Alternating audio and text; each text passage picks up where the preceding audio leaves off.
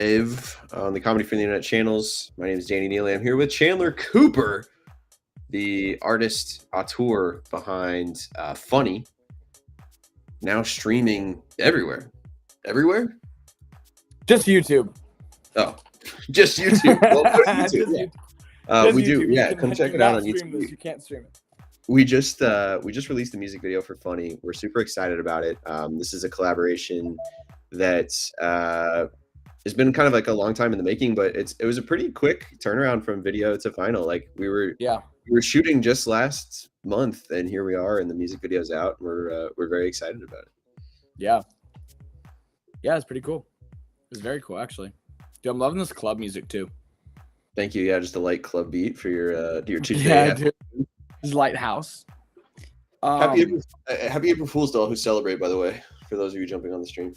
Yeah, dude, this was a nasty one for me. This was a nasty April Fool's for me. I had some people like sending me legitimate hate messages about my joke.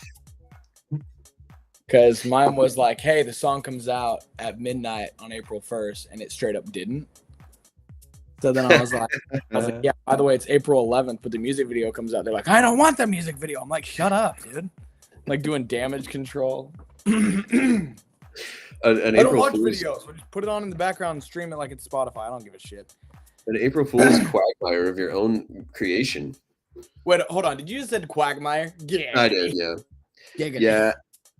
Last stream I used proprietor early on. Got a big compliment, so I'm going for big word usage, nice. High syllable count on the stream. Yeah, quagmire, dude. Yeah. Well, yeah, the music video is live. I'm super stoked about it. I think it turned out great.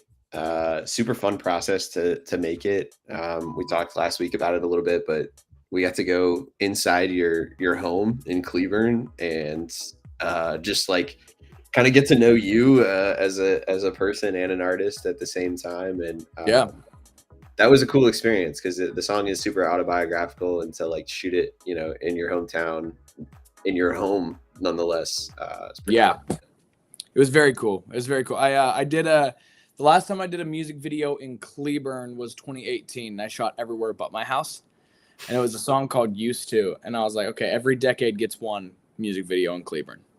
That's what I'm going with. So every decade you get one Cleburne video. We got a question on the feed asking if the video is out. Yes, the video is live on our YouTube right now. Comedy for the Internet YouTube. You can go check it out right now. We'll take a gander at it here on the stream as well. But go check out Funny live on the Comedy for the Internet YouTube. It went live 50 minutes ago. You're within the first hour. Yeah, you're in the know. Oh. You get a call? Yeah, I was. People have been calling me since the video came out. I've gotten like 8 calls. Okay, that's good. I know, man. I'm feeling famous, dude. Have you taken any of them, or are you like sending them all to voicemail to be like, yeah? No, I have been taking them. Yeah, you're not just big. I was actually on one. I was on one when you guys sent the link initially, and I was like, yeah. I was on one, and then I was trying to send it to my computer while like explaining what the video represents to me.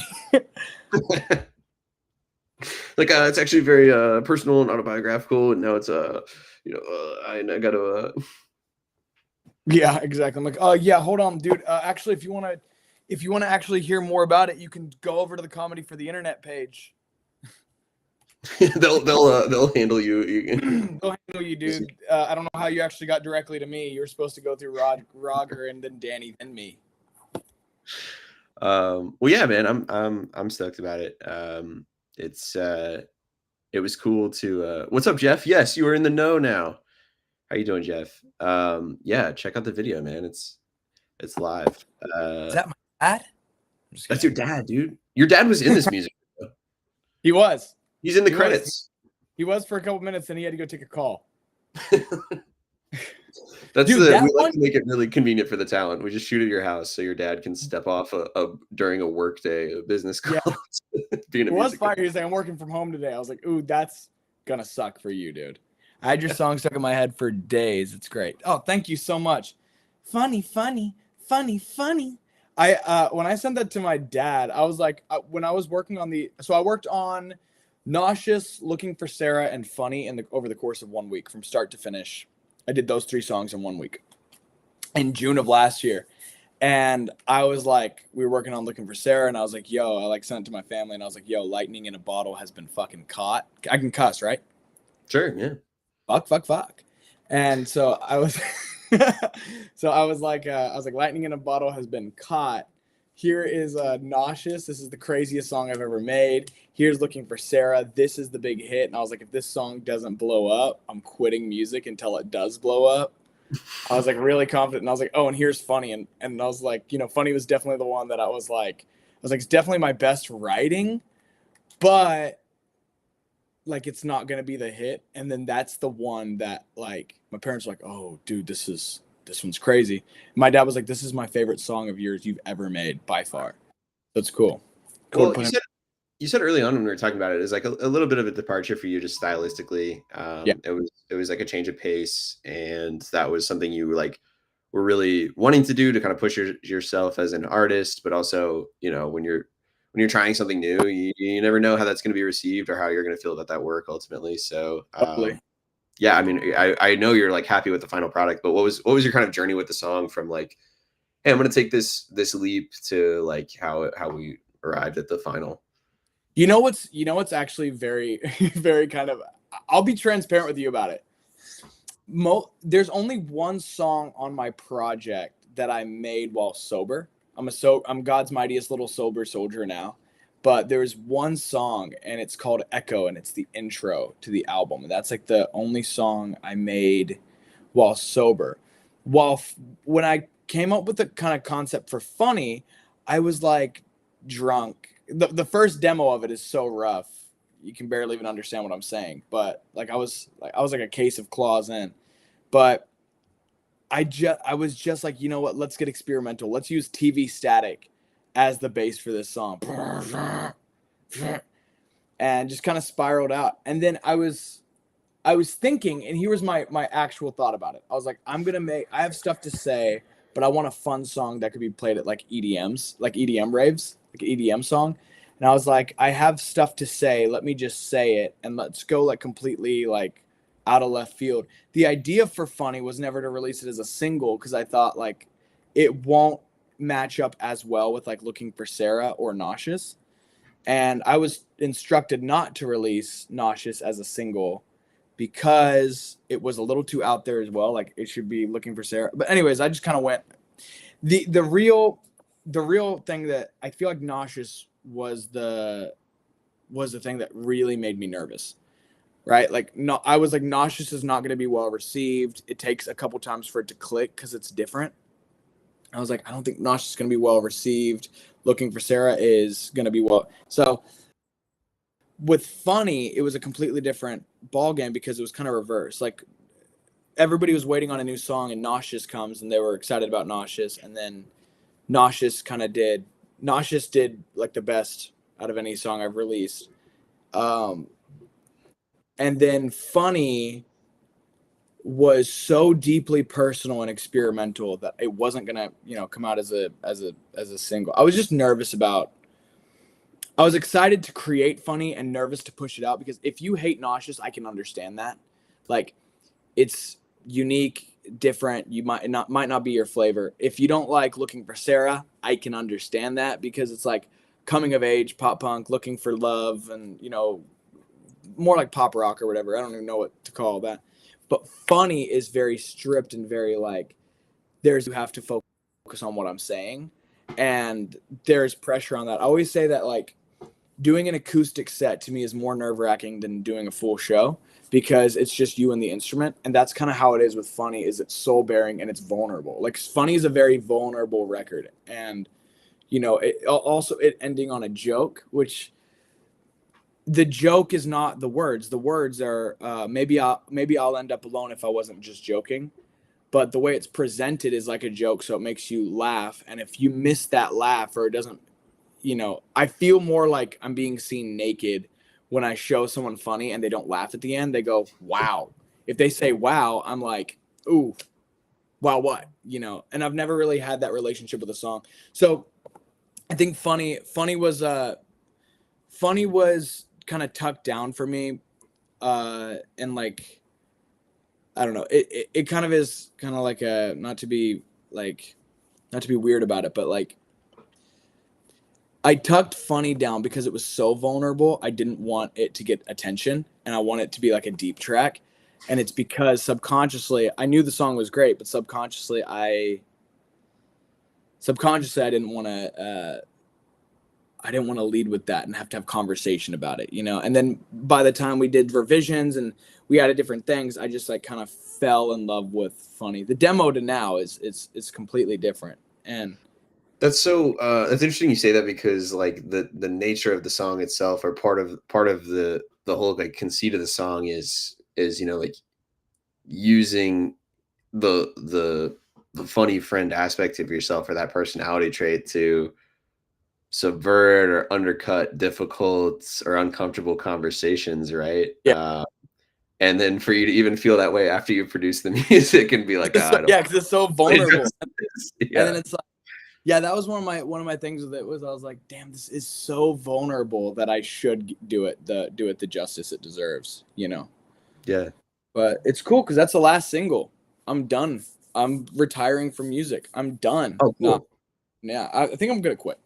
Happy we caught the last one then. Yeah, that was great. Yeah, I'm glad you guys caught the last one, and you guys put so much into it, because it's like, all right, cool. Like, I'm done, dude. Yeah, Sorry, I'm cracking a room temperature ice pop Kroger 0 calorie. Have you had these? No. That's like a bomb pop flavored kind of? It's like LaCroix, but it's Kroger, so it's like $3 it's $3.99 for a 12-pack. I was talking about how long did it take to write? So I could talk about bomb pop Kroger for a while, but how long did it write? It took an hour to write it, the first run through of it, which was the first session. The second session we had for it, we kind of just had funny, and I got rid of the verses and just took, I would say,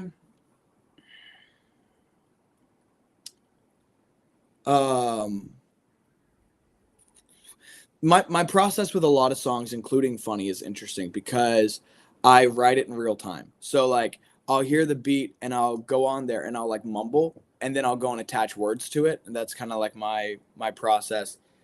I came from battle rap. I was a battle rapper for years, and so like I was always like trying to be the best I could be quick.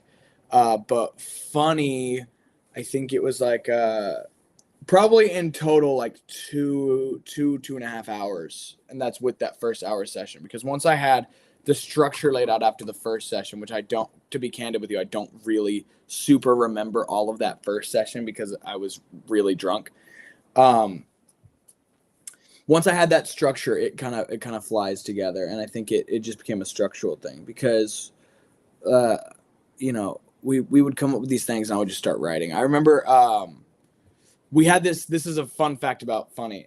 That second verse where I go, I'm sorry I don't seem deeper than the things you notice, 'cause I'm scared to open up for someone just to close it. That was actually not supposed to happen. I have the original writings here somewhere. Oh, we have a journal Dude, citing. this is my second album journal. This has all of the stuff on it. This is awesome. Like how I was doing it. Okay, so what it was I was going with the first melody, which was I feel like myself, but they don't want to see it. And we were making the second part of the second verse, and I was like, I'm rolling on sunset, but my mind is racing. I don't know, or I'm cruising, whatever it was. But where did I went?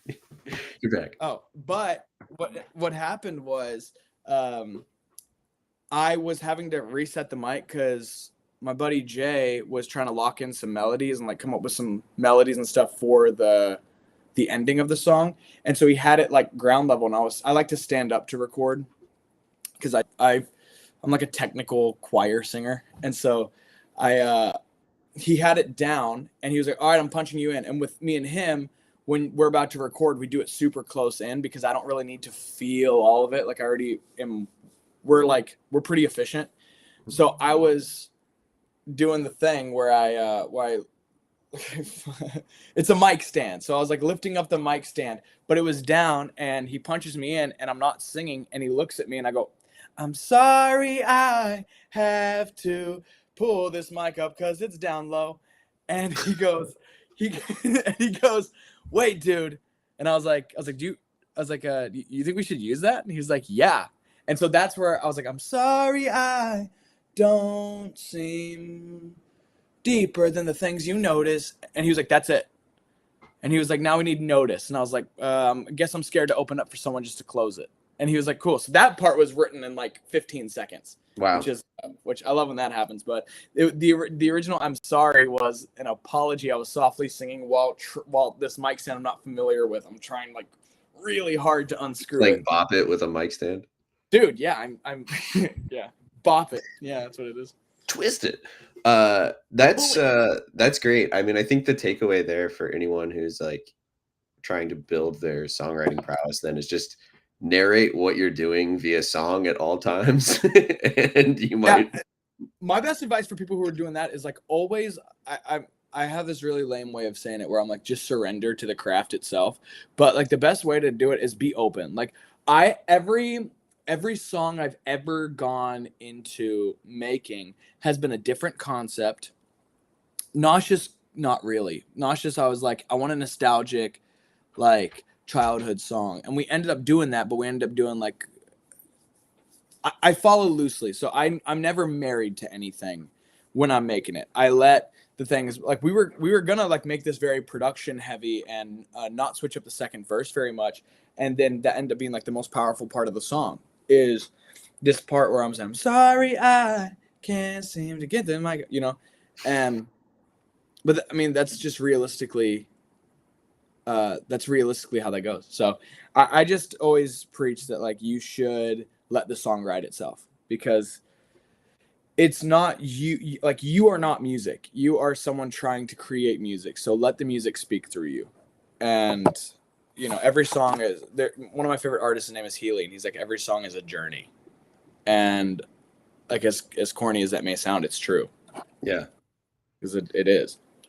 Again, funny, the music video is on the Comedy for the Internet YouTube right now. You can jump over there and watch the music video. We're with Chandler Cooper talking about the background for the song Funny, how it came together, how twisting a microphone stand vigorously led to some of the most powerful lyrical choices in the song.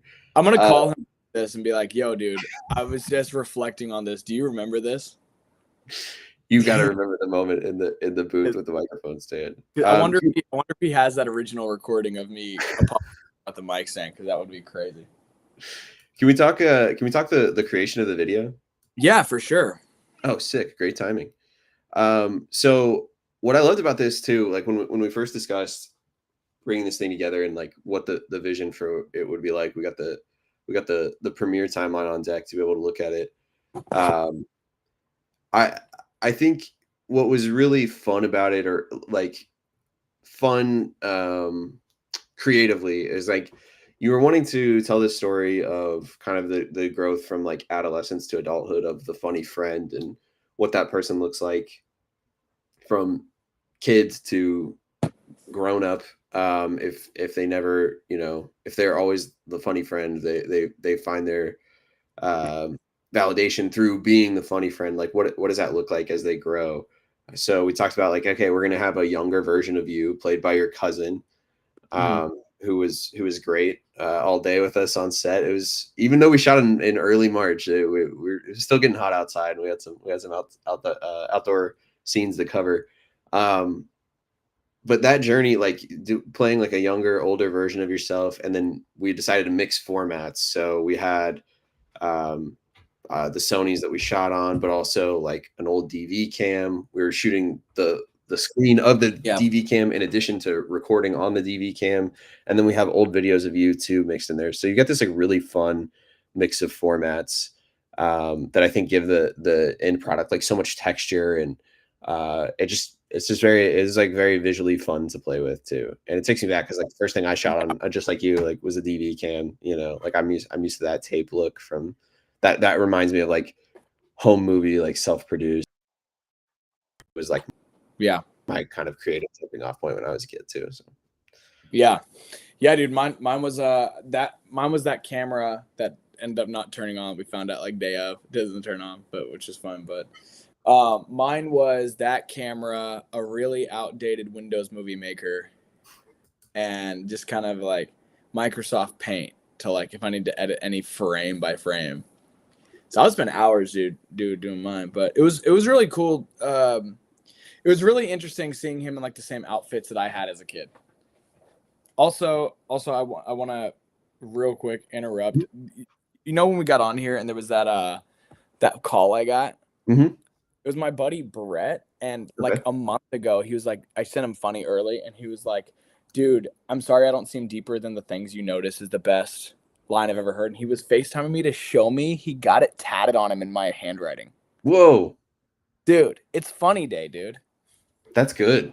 That's wild. In your Funny. handwriting? That's in my hand. He was like, "Can you send me a picture of you like your handwriting?" And I was like, "Yeah, sure."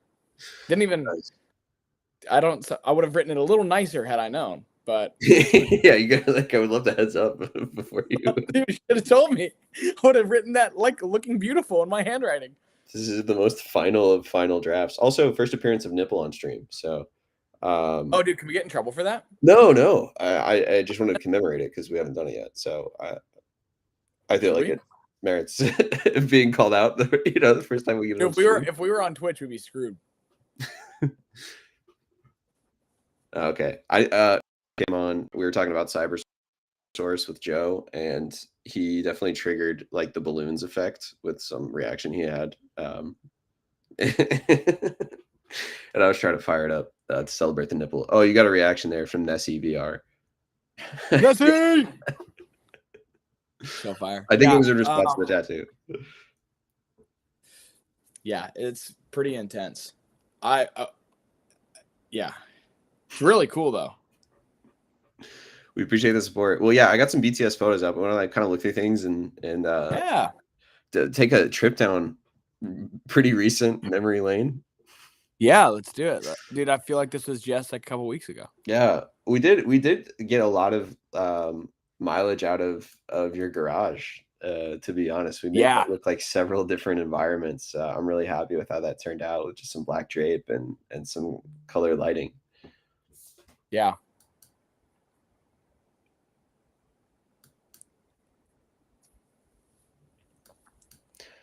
The clown makeup. Shout out to Lexi, who I saw on the stream earlier, checking in on IG Live. She did your makeup on the day. Yeah.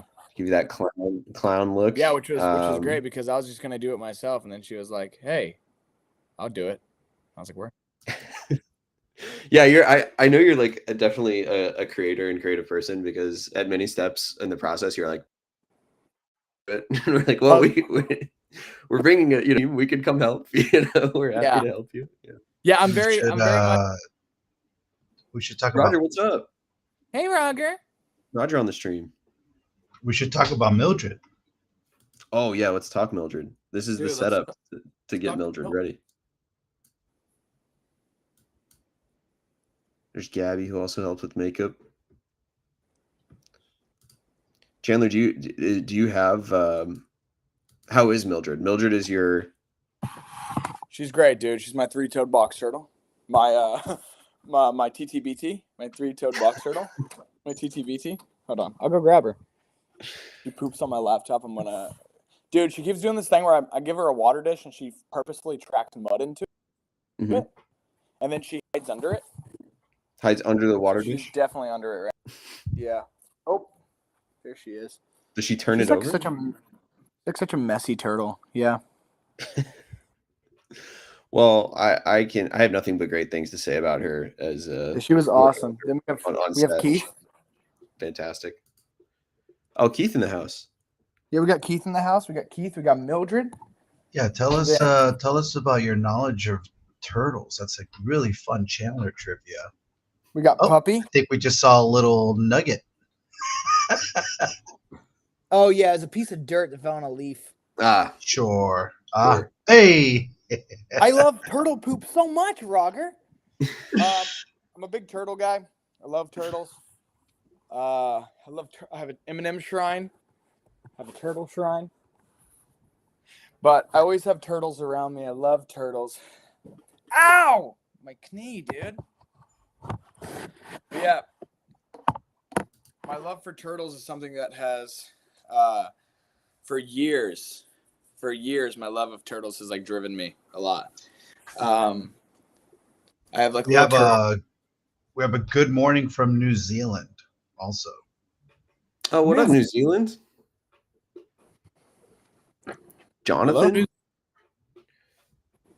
Jonathan, welcome. What time is it there? Morning. Evidently.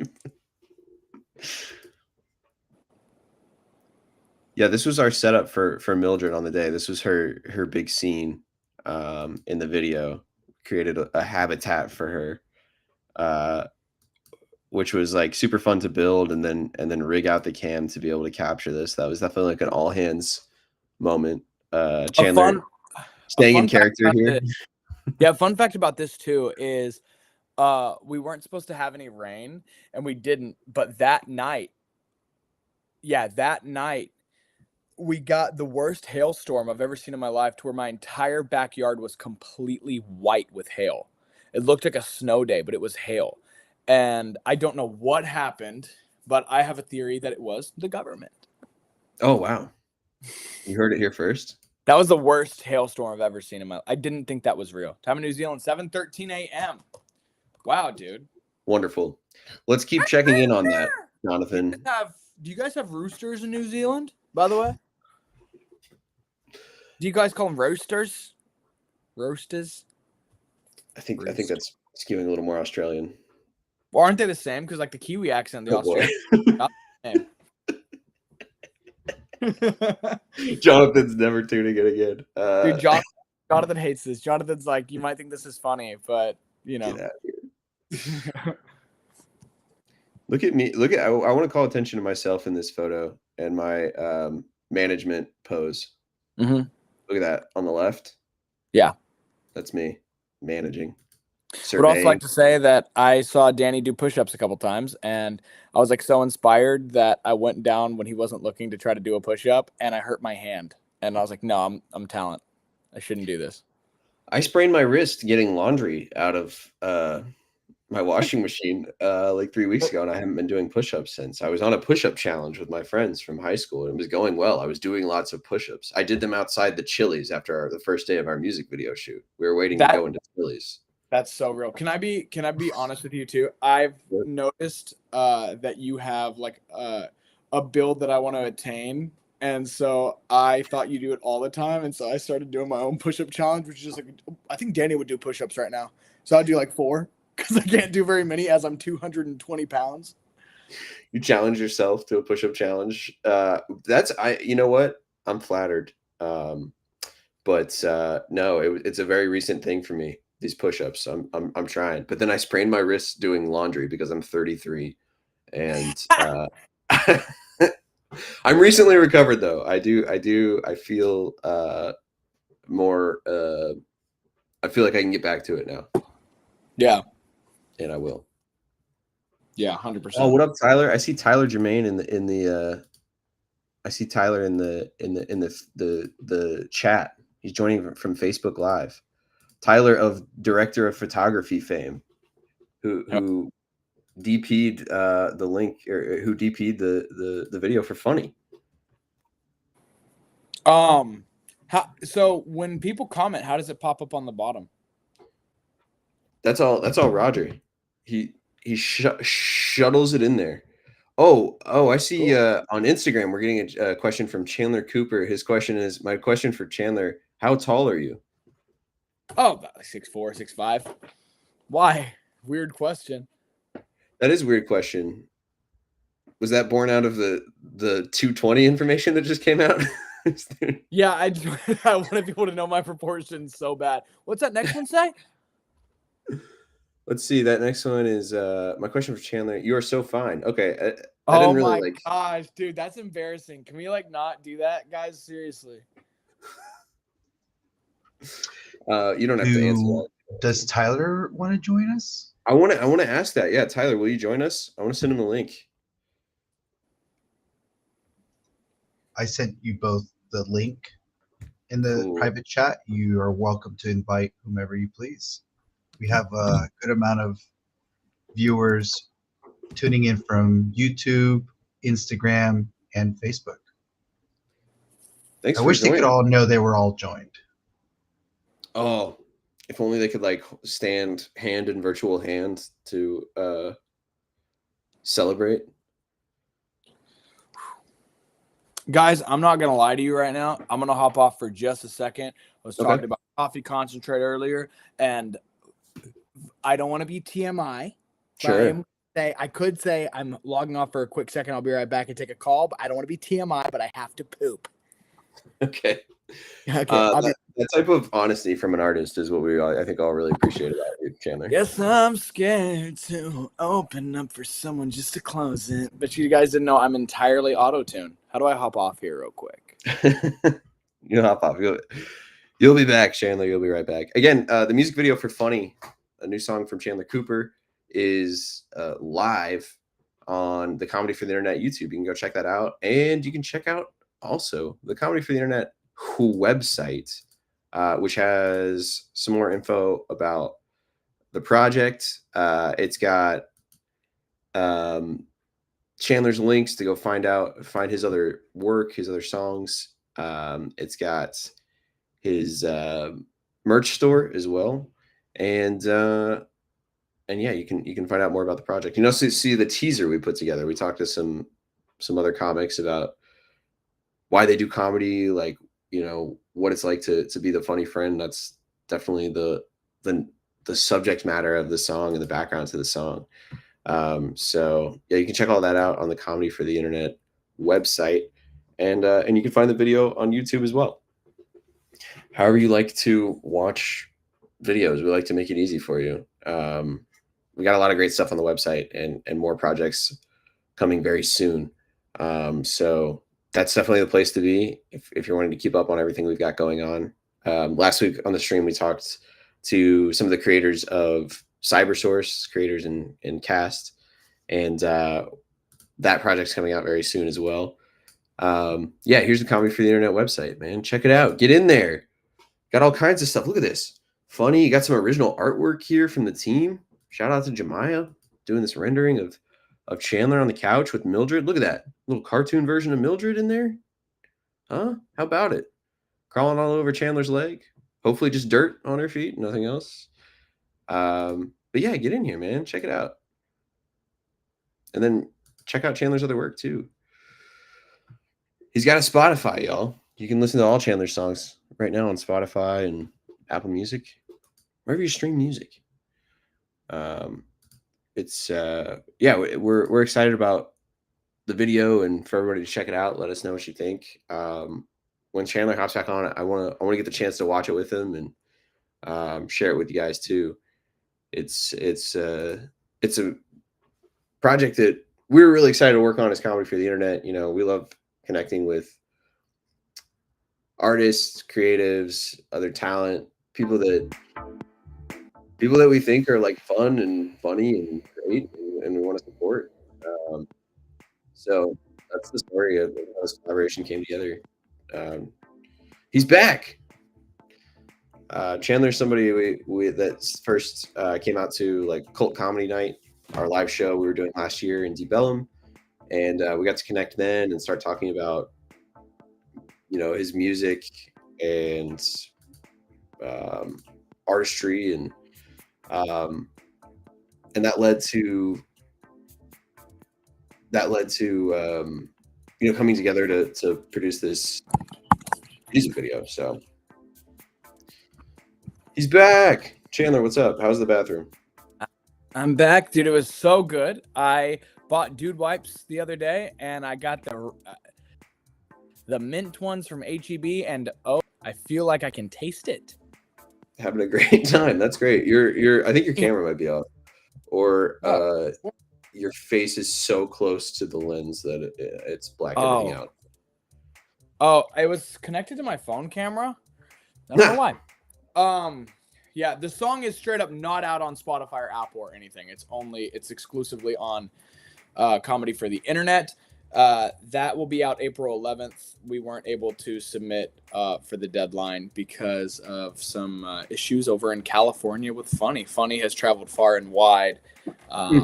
So, let's see. That means Yeah. the Comedy for the Internet YouTube and website exclusive home for Funny for the next 10 days. We'll take it. We'd love to see it. Yeah. It is the exclusive. Anybody who's mad at me, which a lot of people are mad at me. I'm like, guys, you got a music video and the song. Stop. Stream it later. We looked at we met Mildred. Thank you for introducing us to her. We talked a little bit earlier about working with Ezra, your cousin, to play the younger version of you. He happens to look a tremendous amount like you, which was fortuitous. Did you feel like there was like, it was fun on set to see you like working with him. Obviously, you know, he's not like an actor by any means, but he was very game for everything we were throwing at him. And it was fun to watch you get to like kind of direct him and work with him to get him where he needed to be in each of the scenes. What was it like? Did you see like any of your mannerisms with him? Was it something where you were like, oh man, this feels like a younger version of myself? Was it kind of trippy? Was it cool? Like, what was that like? It was trippy talking to him because at that age, my interests were the same as his. Like, he has a hyper obsession with like YouTube, and he's 8.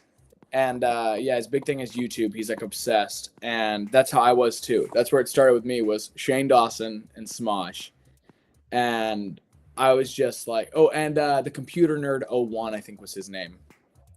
But I was obsessed with those like YouTubers, the Fine Bros and Freddie W. I was a big Freddie W. guy in like 2012-ish. But I started YouTube, like started making videos and releasing videos in 2009. And seeing it was cool because he was like, he got there, and it's intimidating at first because you're around a full production. And like, I think a lot of people think when it comes like, hey, you want to be in a video, that it's going to be like me and a camera and like we'll be good. Because it has been like that before. But this one was pretty intense. And so he took it like a champ. He was excited to do it.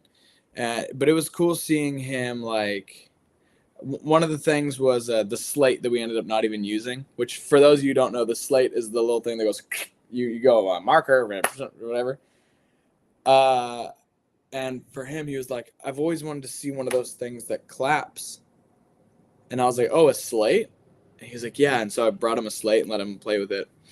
And his dad got some videos of him doing the slate and like saying, you know, take 1, shot 3 or whatever. And so it was cool. That was cool to see him. And Roger kind of made a call out about it. He was like, you know, it's so cool to see the stuff that we are is normal to us. Because I remember my first time ever seeing a slate on a set, and I was like, hey, do you think I could do it? And they're like, oh, your talent. Like, we need to. And I was like, oh, okay, word.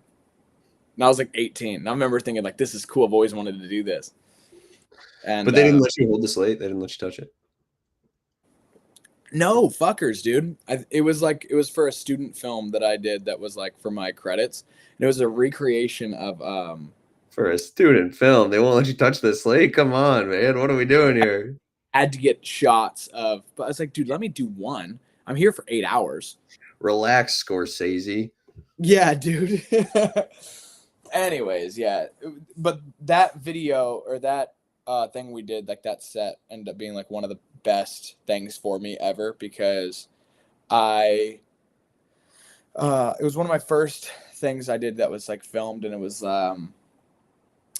a scene recreation from The Social Network. And I used that to pitch myself to every set that I was on. Also, I'm wearing pants, I swear. This is just my beautiful tattoos. I show them off so that people know I'm tatted. Realize I look like that. Speaking of the video, we got footage here of the timeline. This is one of the rigs we used. I was talking earlier about the sort of like multiple formats, and we had a comment on the stream from Jeff about the cam on cam look. So This was that DV cam we talked about, like when you were younger, that you used to shoot on. That type of DV cam we had rigged to the front of a Panasonic, so we were recording the DV cam screen like you see here, and then actually recording on the DV cam. So we had both like sets of shots as well. And yeah, I love how this rig turned out, like the look and feel it gave it. It was super cool. Yeah, it looks awesome. Does this format feel familiar to it? Like, does this put you in a very like, you know, like a younger self headspace when you see this type of like footage, or is it like, You know, with me when I was younger, I remember always seeing myself like that and being frustrated that it didn't look better, because I'm like, oh, I wish I could capture what I'm seeing, and I could capture. It always felt so two-dimensional to me, so I worked really hard to try to give it like bring it to life. But I would see videos from like, I thought the blurry background, the aperture made stuff good. So seeing it right here, it reminded me, specifically seeing Ezra on it reminded me of that era a lot. But also like all the 4K like super crisp video of the camera, it took away like it reminded me of the frustrations, but gave me like a sense of reflection on it. Like it felt like I don't know, the entire shoot we did, I just felt like the little kid who was obsessed with YouTube again. So it was interesting though, because I'm trying to relate to Ezra about how much I love YouTube, but it's almost like we're speaking different alien languages. true? I'm wearing a Skibbity Toilet shirt right now, so you know that I'm part of the times. But he's more of the Skibbity Toilet Mr. Beast era, and I'm like, hey, remember all the slurs? Yeah, you're for the youth. Remember, dude? Do you remember Edgelords? He's like, what? He's 8. he's 8, and I'm like getting philosophical with him. I'm like, I just kept mansplaining, you know. I so relate to that like sense of like oh yeah, like depth of field equals quality when I was younger, because like I had no capability to do that with the like camcorder at home. And then even like my radio and TV class in college or in high school, we were shooting on these like Sony like XD cam kind of handy cam things, and they were totally like,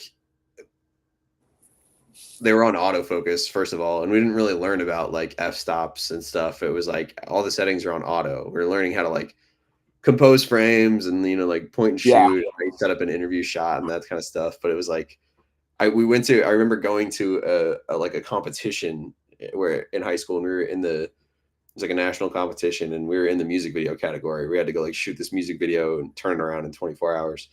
And the group that ended up winning was like, they were shooting on, there was probably just like a DSLR at the time, like some Canon DSLR or whatever. But it was like everything looked so creamy, and like there was depth of field, and the color looked awesome. And it's like, I could do some color correction. I didn't know how to like color grade. I didn't know how to like mess with my, you know, like depth of field and stuff. So it's all just this flat footage. So it was all like leaning on the idea and instead of the execution. So it is cool. Like when you're younger, you do lean more on the idea, I think. And then you grow older, and you like start to work with the tools or like learn the skills to like actually make that sort of vision come to life, or work with the team to make it come to life. I think that's, it's awesome. Yeah, and it does. As a kid, I remember being frustrated too, because I was just like a creative, and I remember being frustrated as a little kid because I was like, you're a creative, and then you're forced, if you're doing it yourself, you're forced to become a technical creative too. And like when it comes to like technology is unforgiving. And you know, but I remember just like having to learn, and my parents, shout out to my parents on this stuff, but they would set me up with like, I forget what it was, but I think they set me up with like Premiere or something, and like they bought it when you could physically like buy the packages at like Best Buy or whatever, and they bought me like this advanced editing software. I forget what it was, maybe not Premiere. It was Adobe something. I don't know what it was, whatever. But They bought it for me, and it wouldn't run on the computer. And then finally, they got me this one. I can't remember what it was as well. But they were always trying to help me out, but I was like stuck to my movie maker. It was at first One True Media, which was this like free video editor, but it would always pop up in the beginning, One True Media. You have a watermark on the front of every video. Yeah, there was a watermark on the front and back of every video, and I remember like just being so overwhelmed, but like learning how to do it. I was doing stop motion, so I would be up taking and it wasn't click click click click. It was you take the picture and then it auto focuses and it goes boom, and I'd have to do that over and over. So I would use my little toys and I would like, and it was interesting. It was interesting seeing that stuff and learning it as a kid. And I remember being frustrated a lot in the editing process. And then, hey Macy, how are you? I remember being frustrated a lot in the editing process, but then also being very much like I don't know. I personally, if I had the technology I did now, or if I had the technology I had back then, right now, I would have not done it. Like, listen to it. I missed it. Listen to I see it in the queue. Throw it back up there. Listen to the new song. It's a boo once again. I think Magnum meant bop. So. Yeah, or Magnum's a ghost. Dude, or Magnum is great songs. Okay, yeah. Repto Man, Magnus, dude. Magnus, I didn't know you're a Repto Man, dude. I was just showing my turtles. Cole, what's up? Cole on the stream. Hey, can you hear me? Yeah, you sound great. Oh, stellar. How's it going? How's it going, fellas? Good. Can I make this thing follow me? Thanks for jumping on, Cole. Yeah, I'm happy to be here. Music video turned out great. Edited together really well. Yeah, Cole, you were the assistant camera on the shoot. Also rigged out the cam on cam setup for the Panasonic on the DV cam. Yes, sir. The cam on cam. And we all cam on cam violence. Cam on cam violence. We all came together to find the battery of supplier to get us the batteries necessary. And then they sent us one that was bad. They gave us one of two batteries was bad, so it worked out, I guess. It did. Yeah, we made it work. I'm glad that we ordered the 2-pack, because if they sent me the one that was bad. Man, let's take a second. Let's take a moment of silence for 2-pack. Yeah, shout out to 2-pack. Just reminded of the Shakur right now, dude. Macy, it's Funny Day for Funny Song. Shout out to you, Macy. Thanks for checking it out. Is he at the CFTI headquarters? Cool, where are you? Right here. Yeah. The police headquarters. Dude, I'm glad that you think that, because it's exactly what it's supposed to be. You got a perp and No, I've been arrested. I'm tuning in right now. I just posted bail. Are you doing your thumbprints right now? Yeah, that's why I keep looking away. I'm being. What did you get arrested for, if you don't mind us asking? Yeah, being criminally handsome. Well. That's actually not. Yes, you actually cannot get arrested for that. Cool. You can't get arrested for that. That's not a thing. I know. Not me anyway. I called the non-emergency number, and that's not a thing. calling the non-emergency number to report somebody handsome.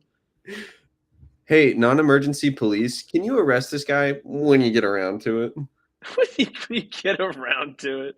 If you feel like also, I'd like to report a hit and run. Yeah, on my heart. On my heart. Hit and run on my heart, yeah. That's funny. Chandler, lyric idea, hit and run on my heart? Actually, I'm writing it right now. Okay. Sweet. We're getting started. I'm actually, to be transparent with you guys, I'm actually doodling cocks. Oh, sure. Oh, sweet.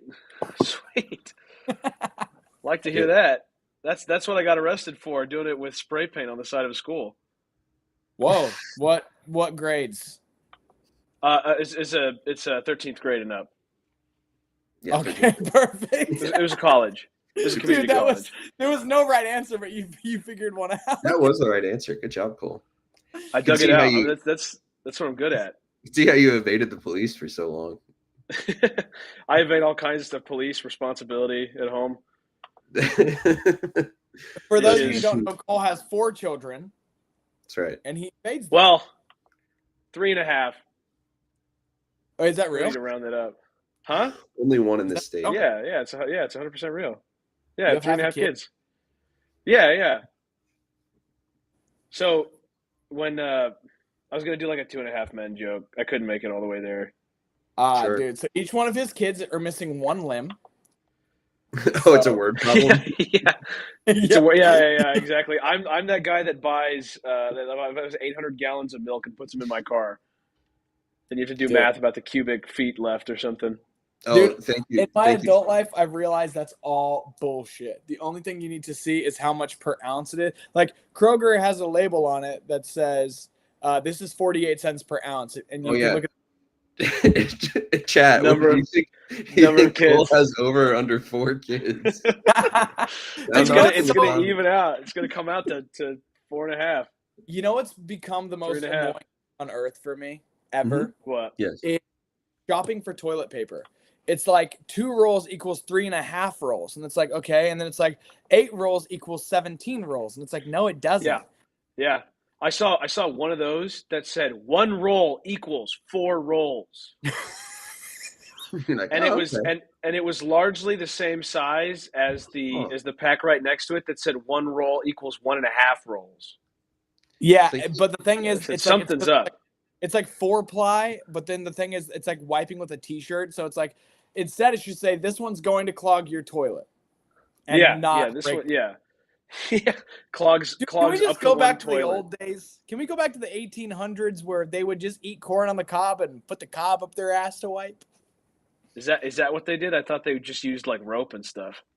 Oh, I thought they used corn on the cob. Macy, it's gonna be okay. Frick! It's gonna be that kind of stream.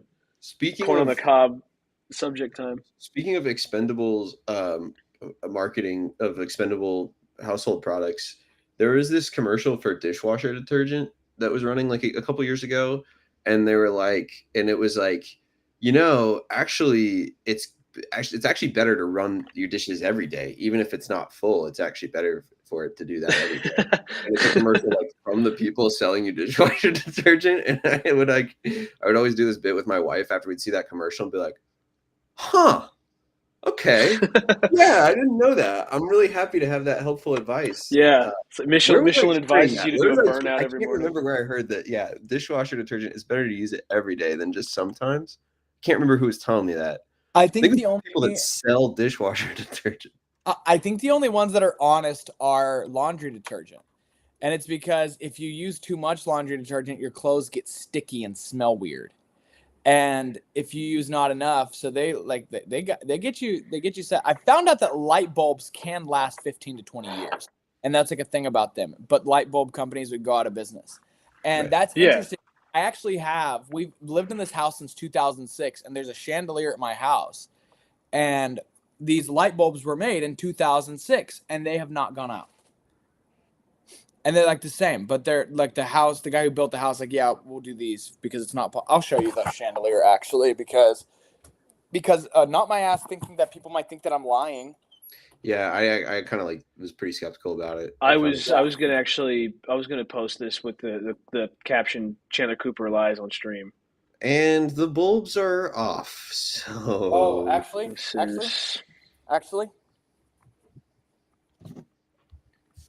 yeah. Sorry, I opened the stream so I could type in chat, and then I had 2 Chandlers in my ear. I started freaking out. That's it. Let's see it. Yeah, I've seen a lot of chandeliers in my day. That sure is one. Check that out, Daniel. Okay, yeah, it's turning on. All right, I believe you. Yeah. Okay. Why am I the reaction to the chandelier? Whoa! This is crazy, chat. This is nuts, chat. What should we do, chat? Should we post his address and then IP address, chat? Late 20s reacts to late 20s reacts to chandelier with bulbs older than him. All right, guys, this song is called Lexapro. Sweet.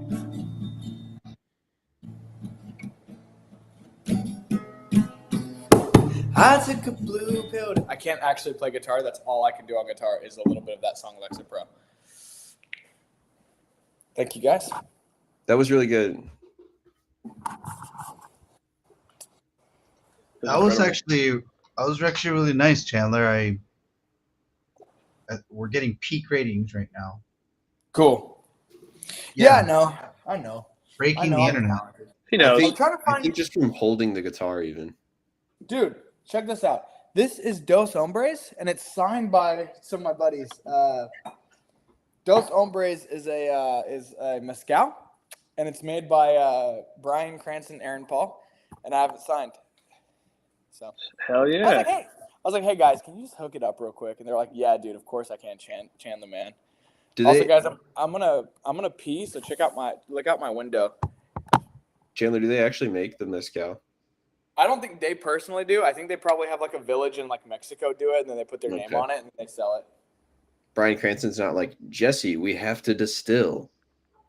No, they founded a village in Mexico to shoot all the Mexico scenes in Breaking Bad, and then they had to give all them jobs after the show ended, so now they make mezcal.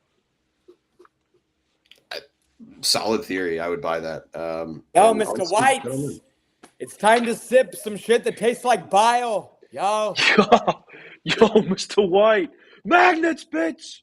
It's the grossest alcohol I've ever had. I'm in an office building. I should not be shouting, bitch. Actually, down the hall. What are you doing, Cole? Give us the people at home a little flavor of what's going on. I'm just prepping for a shoot. Working on something, doing cameras and all that fun stuff. Making cameras, doing shooting. Building cameras from scratch. They don't realize when they say build the camera, I assemble it screw by screw, and I actually program. Can you show us again? That was pretty cool. Show us a little bit what you're working with there. What's the rig? It's a Burano. Yay! It's a Burano. I'm Sony Burano. Tell us what's it like work at the Burano? Is it pretty much because you were strapped, you couldn't buy the Venice, and the FX3 was too cheap for you? So. No, actually, the Burano has kind of become the new 9. It's funny, they had the 9. The 9 was $11,000, and then they upgraded it, became the Burano, which is $25,000, and then they discontinued the 9. So they're really good at segmenting nothing. But no, the Burano they had a 2.0 firmware, and it's actually way more usable now. It was like missing a ton of recording codecs and options. So when it came out, I hated it. Now I actually quite like it. It's pretty swell. It's like a nice blend between the Venice 1 and the FX9, and it just slots in. But what's funny is I've noticed that people have started doing this. It's the second set I've been on where it's an A-cam Burano and then a B-cam FX6. Mm. So, like, the 9 we've forgotten. The 9 has been turned to mulch. Nobody Is that a uses gun? thing anymore. Yeah, dude. Gun on stream. Dude, That streams get taken down for gun violence. Yeah, that seriously is crazy. And you should always treat every gun like it's loaded and it has one in the chamber and off safety, by the way. So you should also treat every baked potato like it's loaded. Cole, what do you think about red cameras? He's gonna make a joke. No, I should. There might be red shooters watching that I want to work with. Do you think they're potato cameras now? No, That was a perfect ding. Come on. Yeah, you think they're potatoes now, and then the potatoes ding? I think they've essentially been reduced to amateur YouTube, Instagram fodder.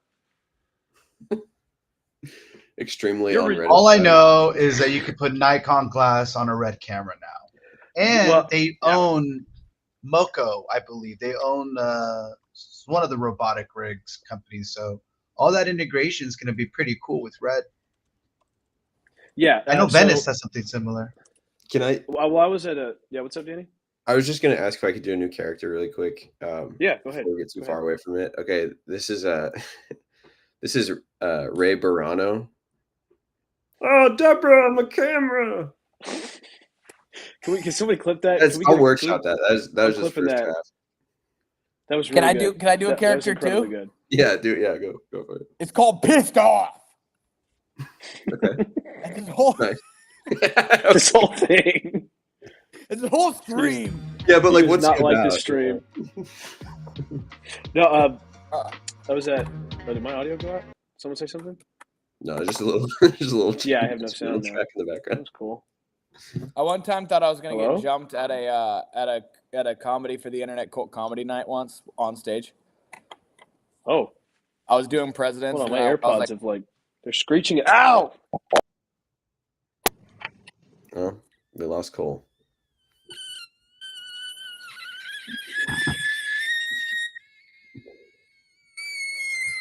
we lost him. Good, got rid of him. That actually sounded like a teapot. That was really Thank you. good. Thank you. Freaking Did that mention I'm a singer? Cole, we're gonna give you a moment. I can see you. Just give me a thumbs up when you're ready to come back on. That's what she said. His AirPods attacked him. That was scary. Yeah, that happens with iPhone sometimes. You know. It just Technology's works. coming for it. In true Apple style, it just works. Nice. Now you've got a lip No. sync delay. Yeah, Yeah. I was noticing that too. I'm thinking, Do I really? go ahead. Yeah, ringing Wow. endorsement for the It's like iPhone. we're watching Ba-ba-ba. Godzilla. We're back. You have betrayed my family and my honor. Hey, how do I play Snake on here? I think you go to snake.com. Okay. Whoa, that is not a snake. That is a penis. Is it actually? Katie, I'm did you going want to into- watch the video? Oh yeah, let's go ahead and watch the music video. We've been on together. We talked about it. We've seen some BTS. We talked to Cole. Let's actually like watch the music video together. Are you down, going to let's do share it. the link? Just go ahead and take someone's stall while Danny gets the link up. And No, I got you. Okay. So while Danny gets the link up, I can stall. There was a bit I wanted to reference when you were talking about the washing machine silliness, where they were like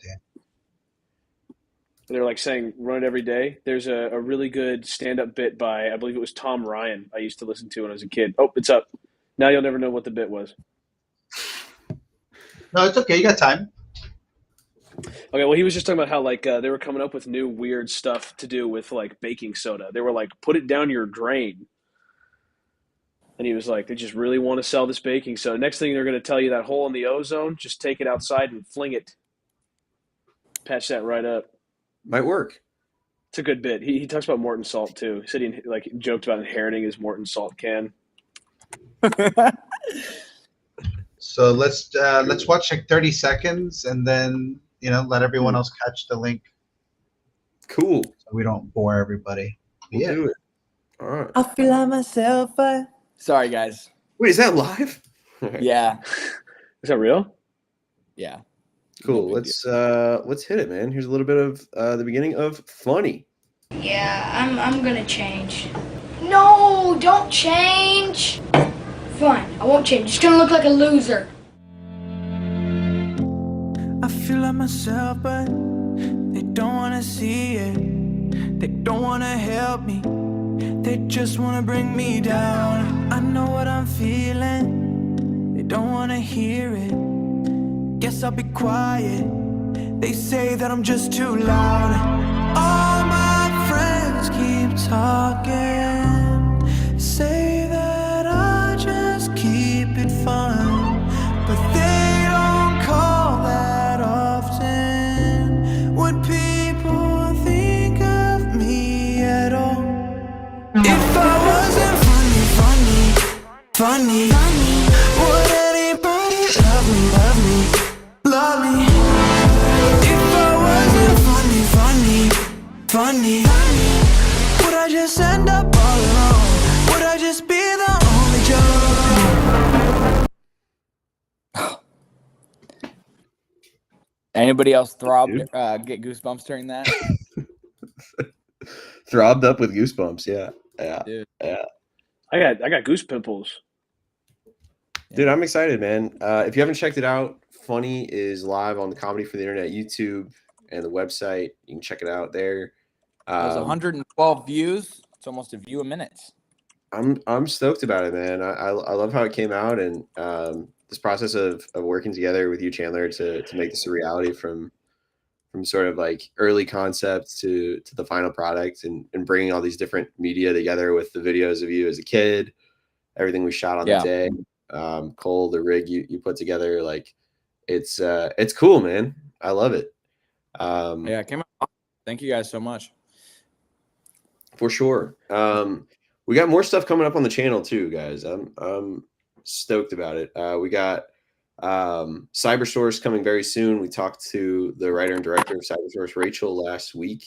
That's coming out on the channels very soon in the Comedy for the Internet website. We also have Dallas Independent Comedy Festival is going to be here before you know it. April 11th, 12th, and 13th. That's like a week and a half from now. It's practically here. Just a week away. I know. I wish I could go to that. I'm going to that bachelor party, and I'm going to be in Big Bend, getting Not All Who Wander are Losting.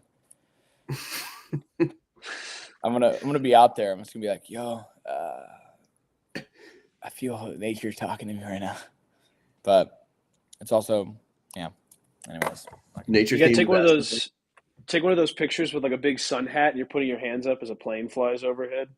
Yeah, dude. It says Wanderlust, and it has like the Jakarta Instagram filter on it. Yeah. And a pin drop in Jakarta. Yeah. So you're like visibly in Big Bend. Yeah. Yeah. From Jakarta with love. From Jakarta with lust, even. Dude, from Jakarta with two dudes humping. Yeah, there you go. No, that's pretty good. That's a good idea. From Jakarta with two dudes humping. I know there's somebody in the chat that just made laugh, and that's what this was for. That just made one person laugh, maybe. I love striking out with the from Jakarta with two guys humping pitch, like again, like that's like the 8th time he's been there. Just keeps coming in. Who are just coming in for the 8th time. I just made the same joke about two guys in Jakarta humping. Come on. I don't know what Jakarta is, and I don't know if guys can hump. Just a guy who keeps bringing up his own jokes in conversation and telling someone else that's really good. Write that down. Dude, I keep making niche references to the to characters from my novel because I feel so connected with them, but nobody knows it yet. But it's a good conversation piece. That's pretty good. This is just like when Mukumba found the diamond, guys. I was like, what the hell? This is just like Steve Archibald, the extreme adventurer of the West. Sometimes I really connect with Mac Johnson from my novel that hasn't been released yet. Whoa, dude! No, you just got really wistful there, Cole. Are you okay? Yeah, I was thinking about Mac Johnson from my unreleased novel. Yeah, that's dope. Really? Man, wait, what do you mean an unreleased novel? You're working on a novel? Yeah. There it is. Yeah, I have an unreleased novel. It's called The Sun Star. It's about the sun. How it's a star? 45-degree eyeline is crazy, Cole. Yeah, it's a little bit kind of obsessive. It's a little scary. You guys ever wonder what was happening like meanwhile across the world? Because I was thinking about like there was this thing and it was talking about like the timeline of when Jesus walked the earth and how like the Roman Empire was around and how they were like doing Colosseum fights and like there were stuff like being invented around that time, and I think about that sometimes where I'm like, damn, what was happening in the meanwhile? You know, when the United States was like signing its independence from England, do you think England was like unaware and just eating toast and beans? And they were like kind of just chilling. Like what was history being made in 1776 for them too? You know what I mean? I think about stuff. They didn't even like feel because they didn't even find out about the like signing till like way later. They were like I'm so sick of all the current independent nations. I wish we had a new one. Chandler, I really relate to what you're thinking because like I've often thought about like a story like maybe like The Lion King, for example, and been like, what was happening from like the perspective of like other minor characters while the events of The Lion King were happening, what was going on in their life. Yeah. I wish there was a movie that showed what was happening during the events of the first Lion King. Yeah, like I wish there was a movie that showed what R2-D2 was up to during the fight on Mustafar. During the first Lion King. Yeah. R2-D2. It was a long time ago in a galaxy far, far away. Could have been. Yeah, he kept him with the ship. Yeah. Yeah. I've always wondered what Timon was up to during the entire first Lion King. Yeah, I've always wondered. Actually, there's a movie called Lion King 1.5, and it's between the second one. Did you ever see that one? I have to go watch it right now. Yeah, it No. was called Lion. I had it. It was called Lion King 1.5, and it's basically Timon and Pumbaa, and they're sitting there, and it's their commentary version, but they're in the theater and won't shut the fuck up, and that's the entire point of it. They sit there and they just reflect on it. So it's literally the Lion King 1.5, and they have like a bunch of like there's like a in the meanwhile there's like a I don't know if it's in I don't think it's in Lion King 1, but it's Meerkat Manor. And it's like dig a tunnel, dig a tunnel, and it's like some of the stuff that's going on in the meanwhile of Lion King. It's called Lion King. Okay, yeah, I just found it on Kiss Cartoon, guys. I have to watch this right now. Yeah, Lion King 1.5. Okay. Okay, thanks for having me. Great stream. I never saw Lion King until my adult life because I only had Lion King 1.5. Did he really leave? He's out. He's gonna go watch. Dude, I'm telling you, I watched Lion King for the first time ever in my adult life when I was like 21, when Disney Plus had like kind of just come out, and I clicked it, I watched it, and I was like, this isn't what I remember at all. I was like, I don't like this movie. Like, I don't like this movie at all. I'd only ever seen Lion King 1.5. That was your first exposure to the universe, I guess. That was that was the only Lion King I'd ever seen, was Lion King 1.5. I don't remember this, but I in looking at the Lion King 1.5 image search, apparently there was a Game Boy Advance game. Game Boy Advance game. Yeah, I saw that too. Actually, oh my god. Actually, I think I played it.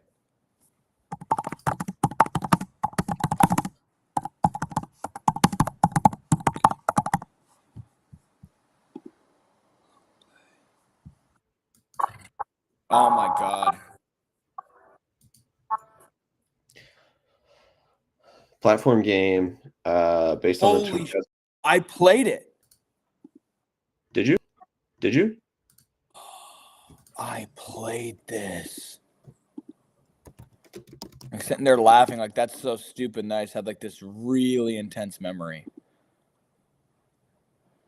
Wow.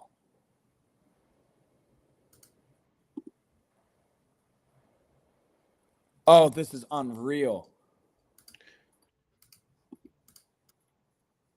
Dude, are you sigmaing my Riz right now? Here, wow. Let me change this.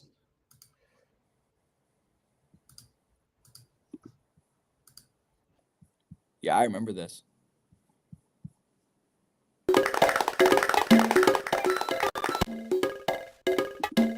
Does this look familiar? Starting the game? Yeah. I was actually just looking at this. Oh, this is crazy. That's crazy. I don't know how much we Beetle? can or can't play, so I'm trying to balance it out. Is that copyright Disney's Lion King 1.5 division just coming giving up. us little bits at a time. Dude, I'm so glad that I just put colon to Lion King 1.5 because I'm telling you, I watched Lion King 1 and I'd never seen it before because I'd only seen 1.5 and I hated it. And I watched it in my adult life and I was like, this movie is ass. I was like, I do not like this movie. And people like hated me for it. And then I was like, no, I watched this one of them like in a theater, not shutting up, and like kept pausing it for like bathroom breaks. And it was like, it's just their silhouette.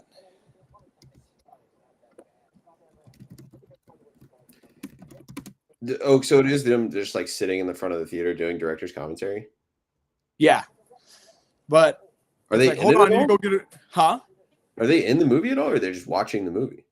I think they're no, there's like it's extra stuff. There's like extra stuff of them. I'm pretty sure because like Timon and Pumbaa, I might be messing this up, but Timon and Pumbaa aren't in Lion King 1, right? Or no, they are. No, they are. They very much are, yeah.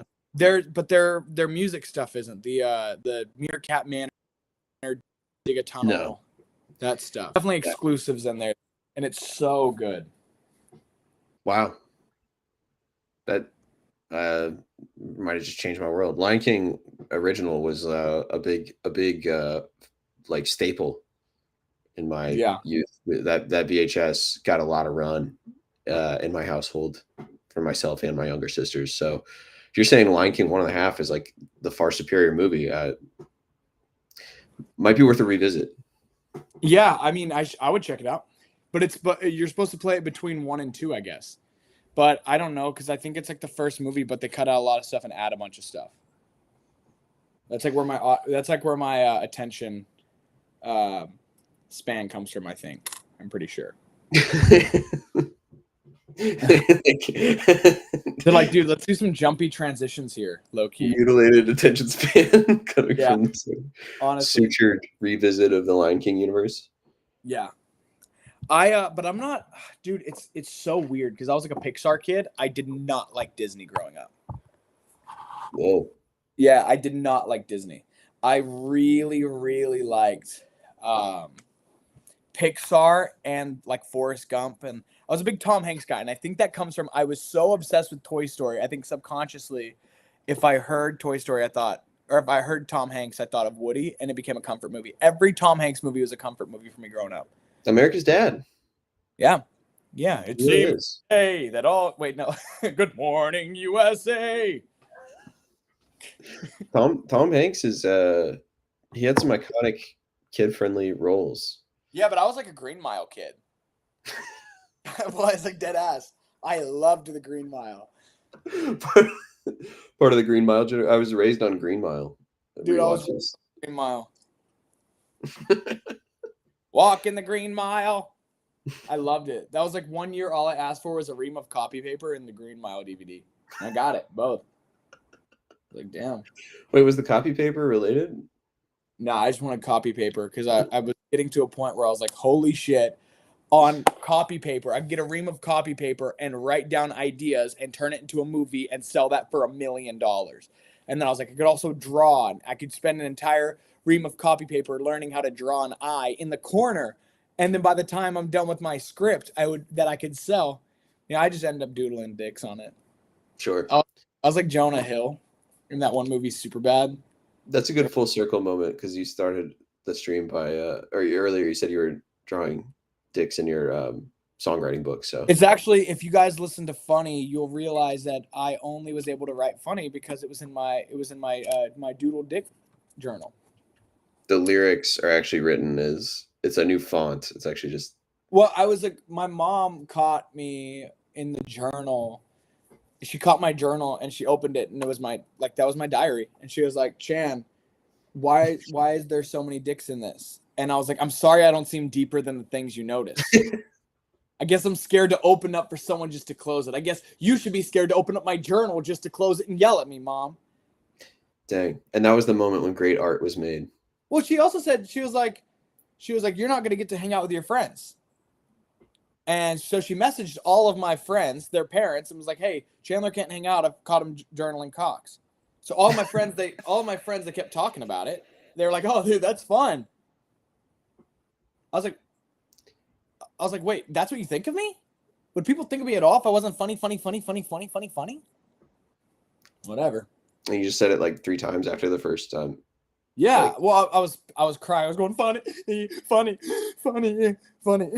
You know. Wow. So it's like when you say autobiographical, it's like really Funny was written about a situation. Word for word. Yeah, word for word, verbatim. It was about my journal. Wow.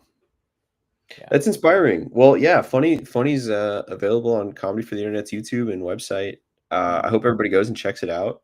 It was a thrill to make. Thank you for having us in your home to bring the video together. I feel like myself, but have you performed the song live yet? I haven't. No, I think I'm going to wait, hold on, everybody. Did I really just say Tua? Like Hawk Tua? I'm supposed to do a show April 27th at Club Dada in Deep Ellum. Cool. Opening artist. And his name is Kyle Gordon. He's like a TikTok comedy guy who has that one song. It's like, We Are Young. And I know Kyle Gordon. I'm waiting for 100% confirmation on it. Mm-hmm. But I'm thinking about doing it there. But it's just so synth heavy that like the band, it would just have to be me and like the instrument, and I'm cool with that, the instrumentation of it. But yeah, I think I'm gonna perform it live because the video will be, or the song will be out by then. The video's already out, so I think it'll be cool. But yeah, funny. It's gonna be everybody has to come to my concerts now. Yeah, that's the rule. If you saw this video, you have to go to a Chandler's concert too. I don't make them. I don't make the rules, but you have to come support me. You gotta follow him. Oh, Cole from Beyond the Grave checking back in. Cheeky confession: he's seen Lion King one and a half about 300 times. It's his favorite of the franchise, and he had to go back to work. Oh, interesting. So he watched it. He watched it 300 times in 5 minutes. Yeah, it's my favorite of the franchise too. I don't like the franchise though. So, but like Lion King 1.5, like I would watch that right now. But that's a good movie. Tarzan. I liked Tarzan. I liked the computer game of Tarzan. Yeah. Chandler Cooper, comedian/artist. Yes, I am a comedian. Here are some jokes.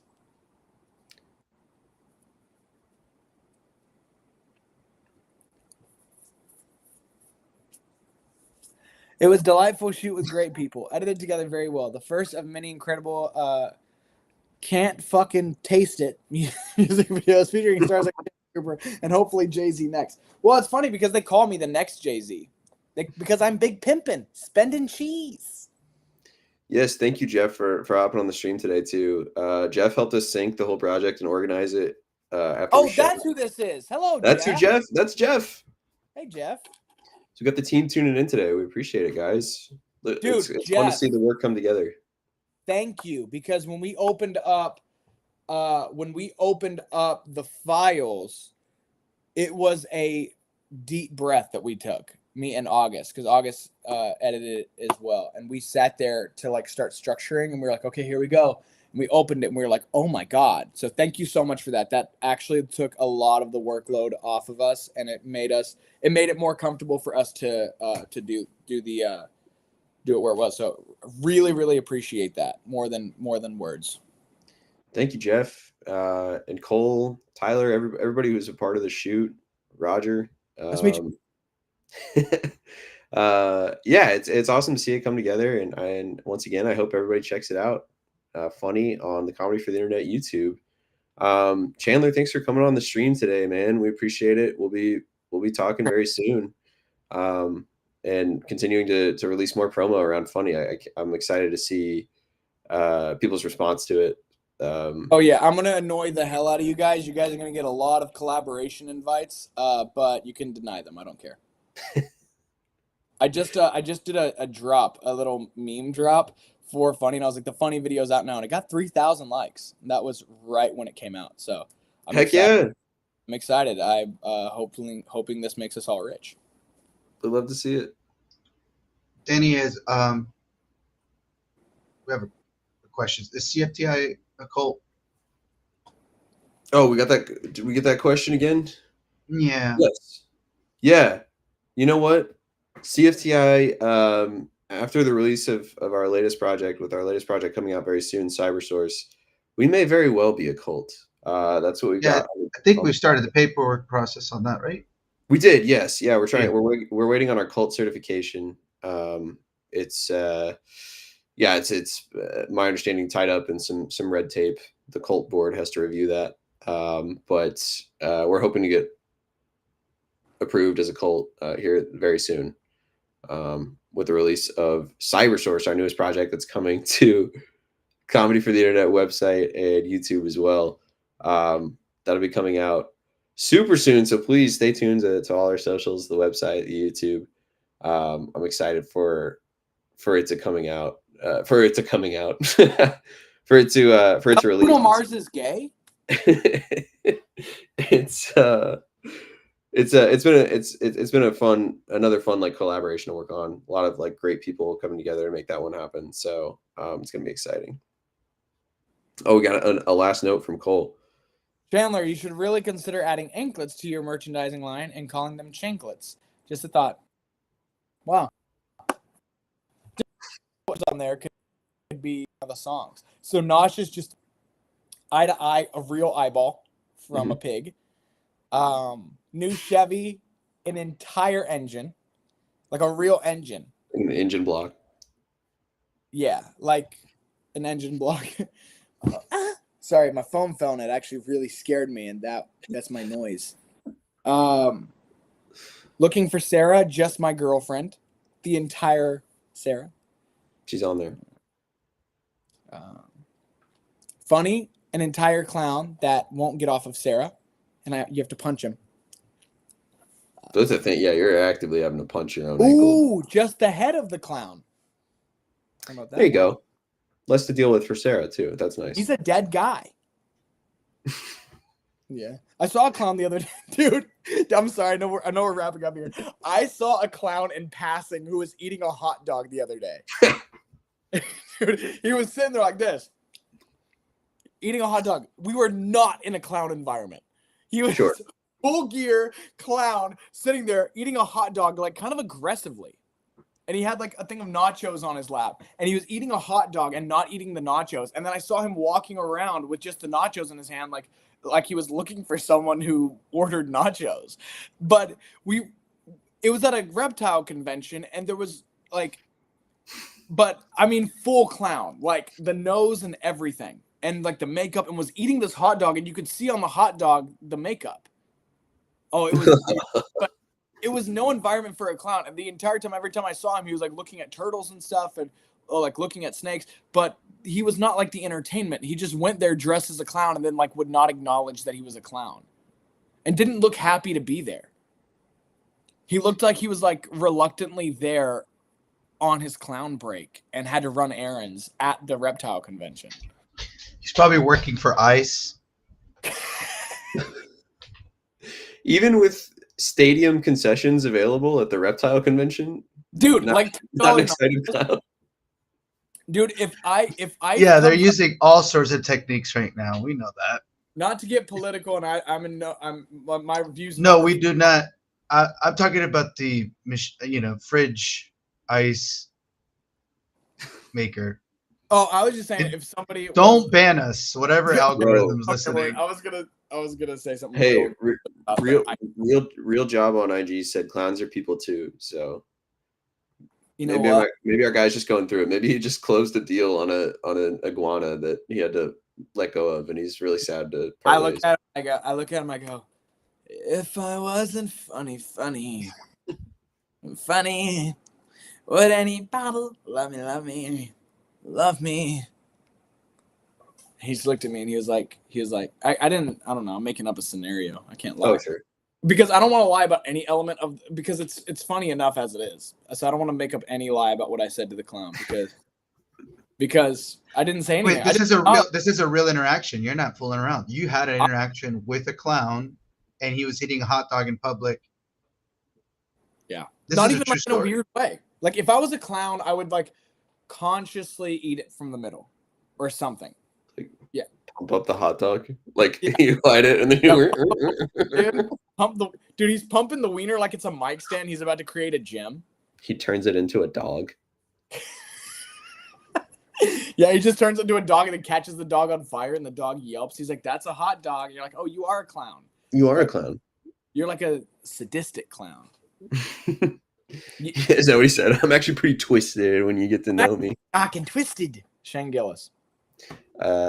Real job. True story. Ant is a registered clown. Well, really? How do you register? Real job. I feel like you have to register like by force. The clown registry. Clown census. That'd be funny. Clown census. Clown comes to your door. Guys, are you writing down? How many clowns in the household? How many? Yeah. Other than my screw up of an older brother. Screw up. Dude, screw up is so funny. Yeah. That's a funny one. He's a screw up. My absolute screw up of an older brother. Yeah. Yeah, I guess that's millennial talk, right? Screw up. Yeah, because we say fuck up. He's a certified screw up.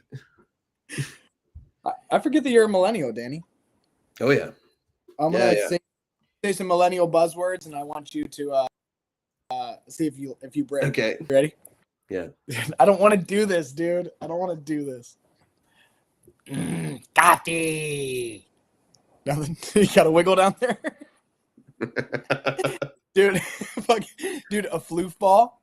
Up here, nothing. Down here, going crazy. Dude, A fur baby, dude. Yeah. Damn, is fur All right, baby cringe? I don't use But it. that but backflip though.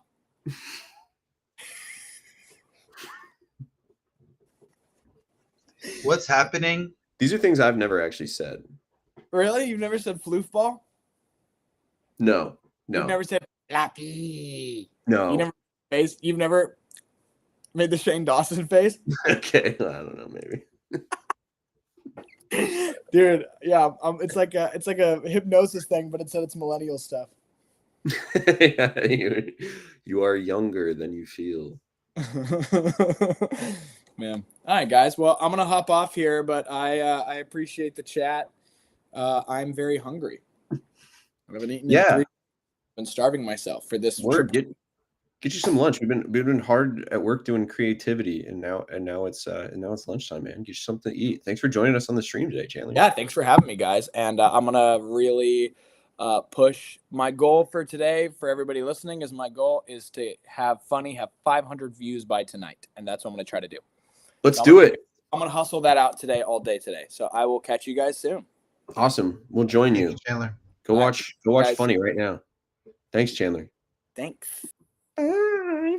Go watch Funny right now. It's on the Comedy for the Internet YouTube, Comedy for the Internet website. Go check it out. Follow us on social for everything we got coming out. Cybersource coming very soon to a screen near you, as well as the Dallas Independent Comedy Festival. That's next weekend. We're one of the sponsors of DICF. We're so stoked about that. We'll have more info on that festival. I want to get some of the members of the team putting together the festival on the stream next time around. We're excited about that. But yeah, you can get your passes to the festival right now. DallasIndependentComedyFestival.com, DICF.com. And thanks for hopping on the stream. Thanks for joining us. Like we said, we're streaming more just to connect with you guys, talk about the projects we have coming out, watch some videos together, and learn more about Lion King 1.5, which I think we all benefited from today in a safe, copyright strike avoidant way. So thanks for joining us on the stream. Follow us at Comedy for the Internet everywhere you find your social media. Visit us at comedyfortheinternet.com, and we'll see you very soon, guys. Thanks so much.